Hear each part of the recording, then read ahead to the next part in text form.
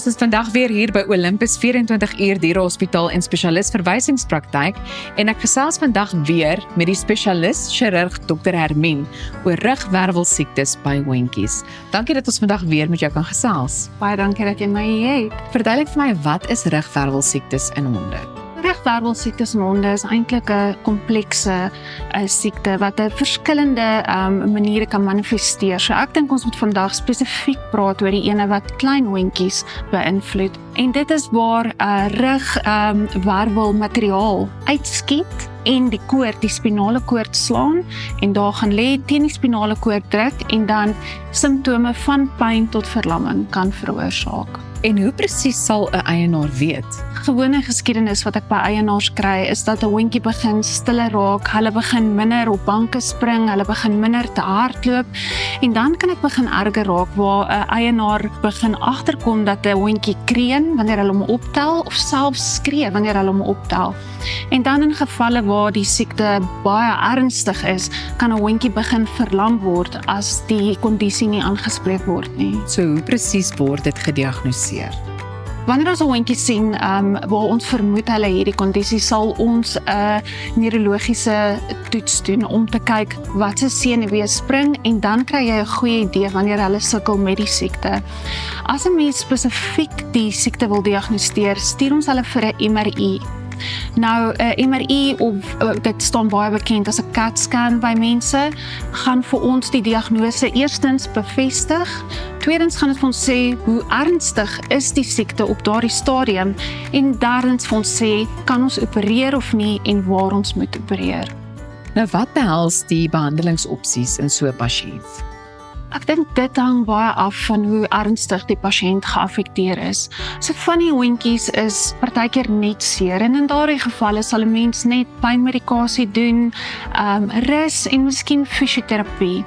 In honde wat erger geaffekteer is, neem ons hulle baie graag op in die hospitaal en ons begin te behandel met intravenous vloeistof. Hierdie hondjies is baie keer gedehidreer.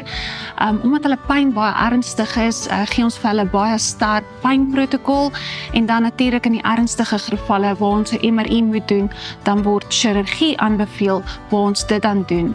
En die chirurgie is eintlik heel eenvoudig. Wat ons daar doen is ons identifiseer presies waar die diskmateriaal druk teen die spinale koord en ons boor 'n klein stukkie been uit en haal dan daai diskmateriaal uit. En hoe lyk die herstelproses en die prognose van honde wat met hierdie siekte gediagnoseer word? Weer 'n keer hang dit af van hoe erg die hondjie geaffekteer is. Hondjies wat net pyn het, waar ons behandel met pynmedikasie en rus, baie goed. En dan natuurlik die hondjies wat verlam is, hang dit af hoe vinnig 'n mens die siekte behandel en hoe vinnig word chirurgie gedoen. Maar eintlik oor die algemeen sit jy met 'n baie goeie prognose. As jy binne 24 uur reageer, het jy 'n prognose van bo 95%. So hulle doen baie goed.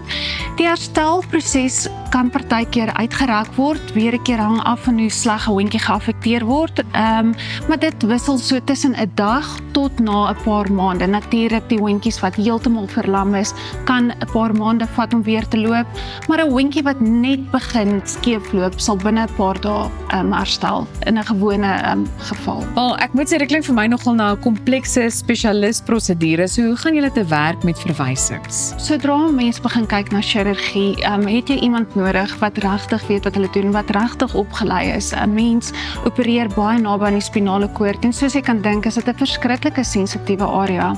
So ons is oop vir verwysings vir ander veeartse, gewone kontak veeartse in ons omgewing my en partykeer doen hulle self die MRI en stuur vir my 'n verslag aan. Partykeer verwys hulle direk die pasiëntjie na my aan en dan sal ons van daar af die nodige prosedures doen. Besoek www.olympus24hourvet.com vir meer inligting.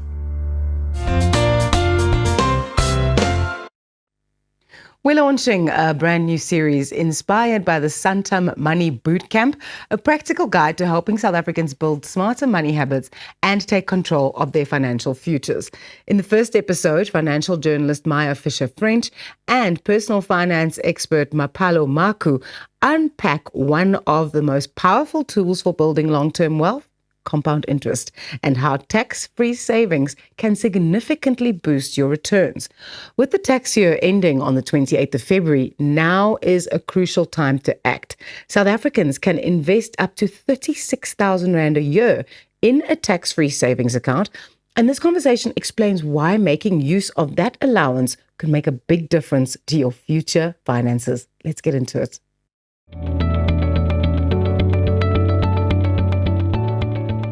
Today, we are talking about investing. And one of the concepts that we struggle with, Maya, is compound growth. And often we hear, your investment has grown by 10% and your money doubles every 7 years, basically. Every 7 years, exactly. But what does that mean exactly, Maya? There's something called the rule of 72. And the rule of 72 is that whatever your return is, so say your return per annum is 10%, if you take 72 and you divide it by 10, you get 7.2. So every 7.2 years, your money doubles. So that's kind of why we often talk about that your money doubles every 7 years if you're getting a 10% return. But this is where the power of compounding really starts to work. So let's say you have 100,000 Rand. In the first 7 years, your money doubles. It goes from 100,000 to 200,000. That's nice, 100,000 over 7 years, but doesn't feel terribly exciting, right? But what happens the next 7 years? It goes from 200 to 400. Then it goes from 400 to 800. And in your final 7 years, 800,000 to 1.6 million. So in those 7 years, your 800,000 to 1.6 million, that doubling is 800,000. Whereas in the first 7 years, the doubling is only 100,000. Because you need that time of compounding to keep compounding and compounding and compounding. And I think people think that, 100 goes to 200 to 300 to 400. They don't understand this absolute massive jump and how that is the last 7 years is 15 times more valuable than the first 7 years. But Mapula, you have to stay invested to get there. And this is what we struggle with. People pulling money out of two-pot, thinking that if I take the money today and I settle debt, it's okay. But you never, ever, ever get to that 800,000 that's going to turn into the 1.6 million. I remember this teacher. She had been a teacher all her life, had contributed to this pension fund. She retired with 15 million Rand. As a teacher? Yes, as a teacher. And so for me, every time I hear these arguments, I'm like, you have not seen this in practice. And that's very unfortunate. It's very hard when you're 30 now and you haven't seen those examples. We're trying to explain a concept that people haven't visually experienced yet. They think that that teacher who had 15 million at retirement must have won the lotto. Winning the lotto is actually just putting every single day, keeping your retirement intact and letting it grow. That's the lotto. Let's get into the discussion around tax-free savings accounts and why we love them. Mapula, one of the questions we get often from people, they're saying, where should we invest? If you have your company pension fund, great base, okay? You solid, you don't have to think too much about it. You can leave it there. If you're self-employed like you and me, retirement annuity works really well. I love paying less tax, which I use my retirement annuity for.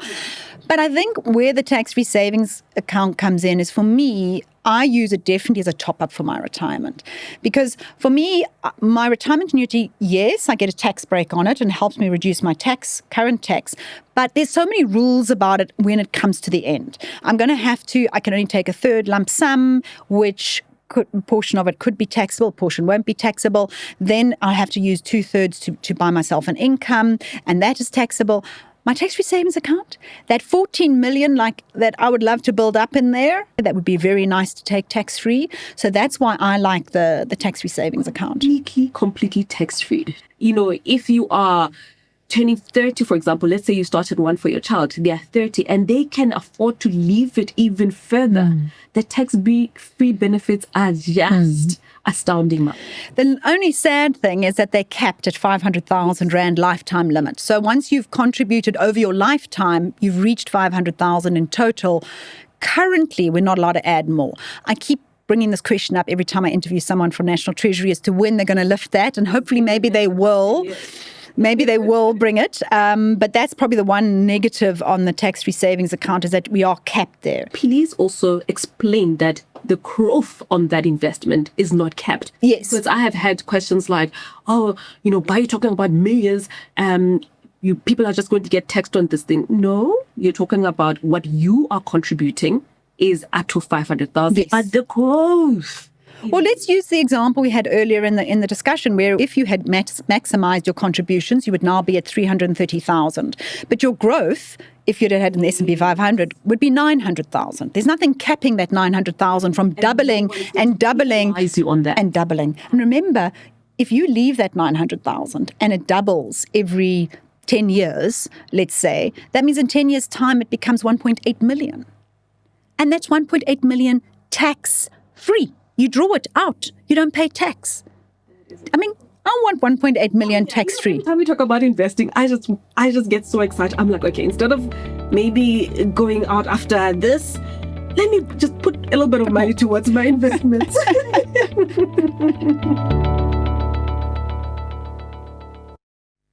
How insightful to be able to see a breakdown of how compound interest can actually work in your favor. I absolutely love that. For more information and full episodes on this series, you can go to the website at the bottom of the screen. It is informative, and who knows, you might learn a thing or two about how to manage your money smarter.